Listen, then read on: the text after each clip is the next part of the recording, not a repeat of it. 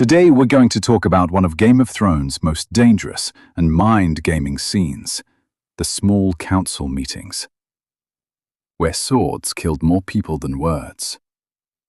The small council meetings in King's Landing weren't just meetings, they were a political battlefield. Every character smiled, but deep down, they were plotting to destroy the other. First up is Tywin Lannister. Whenever Tywin sat at that table, the entire room would become silent. His calm voice itself would scare people. He rarely shouted, but one of his dialogues would make people's condition worse. Then comes Tyrion Lannister. This man had less army, but his mind was the most dangerous.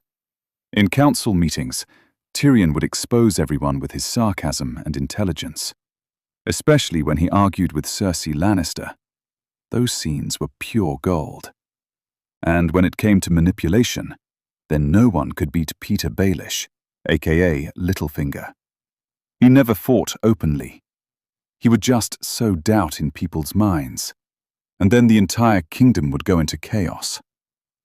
The most special thing about these meetings was that no one was safe here.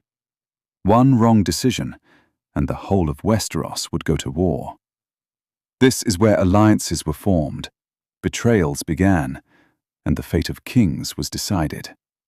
But honestly, the most interesting thing was the body language of these characters. Some would quietly observe, some would show fake loyalty, and some would look for opportunities to grab power. That means, even without action scenes, these moments were so intense that the viewer could not take his eyes off the screen. That is why Game of Thrones became legendary, not just because of dragons and battles, but because of such smart political scenes, where dialogue was the biggest weapon.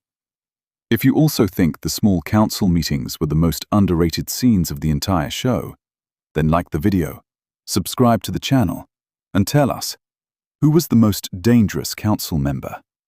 Tywin, Tyrion, or Littlefinger?